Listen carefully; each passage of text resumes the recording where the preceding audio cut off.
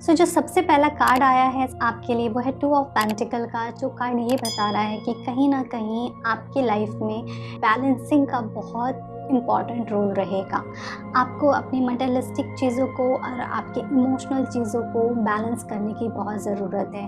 अगर आप क्रिएट नहीं कर पाएंगे ये बैलेंस, तो हो सकता है आपको आगे चल के इशू हो सकता है। बट मुझे ऐसा लग रहा है कि आपके पास चॉइसेस बहुत होंगे।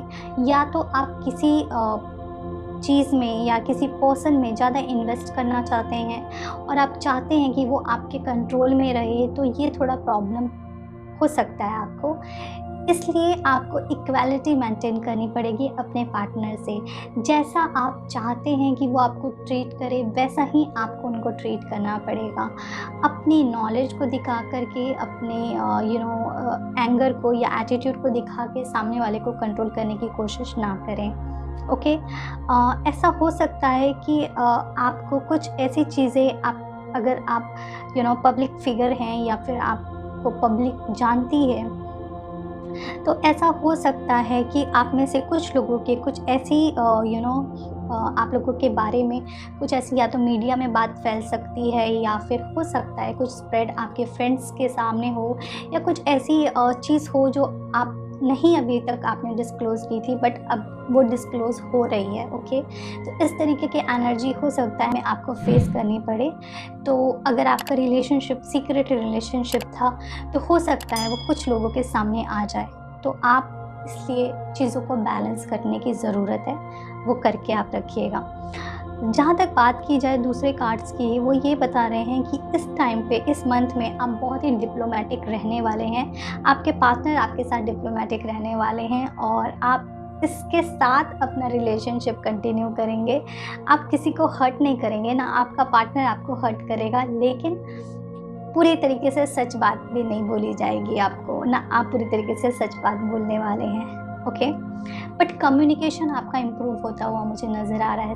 आप जितना अपने पार्टनर से बात करते थे, हो सकता है आप उनसे ज़्यादा फ्रीक्वेंसी से बात करना शुरू कर दें।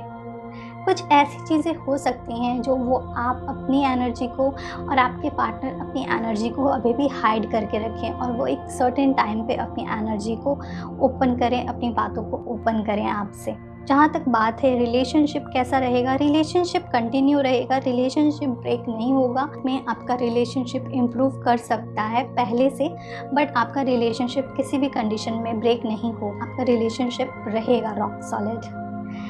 अगर बात की जाए दूसरे कार्ड्स की, तो हो सकता है आपके लिए ये बहुत अच्छा टाइम है पेशेंस के साथ वेट करने का, अपने रिलेशनशिप को ग्रो होते हुए देखने के लिए। आपको इसके पॉजिटिव रिजल्ट में भी 1-2 महीने के बाद मिलेंगे। तो आप अपना एफर्ट डालें अपने रिलेशनशिप में। उनके रिजल्ट के लिए आप मत सोचें, उसका रिजल्ट आएगा, बट थोड़ा सा धीरे धीरे आएगा। ओके। आप में से कुछ ऐसे लोग हो सकते हैं जिनको कुछ ऐसी बातें पता चलें जो आप एक्सपेक्ट नहीं कर रहे थे, और वो इतने प्लेजेंट नहीं भी होंगे। ओके। बट कई बार हमको सच्चाइयों को फेस करना बहुत ज़रूरी है। जब तक हम सच को फेस नहीं करेंगे, हम ग्रो भी नहीं करते हैं और हम मैच्योर भी नहीं होते हैं। तो कुछ ऐसी चीज़ें हो सकती हैं आपके लाइफ में, कुछ ऐसी सिचुएशन में आप उनको चेक करें और उनको एक्सेप्ट करें अपनी लाइफ में और मूव ऑन करें आगे।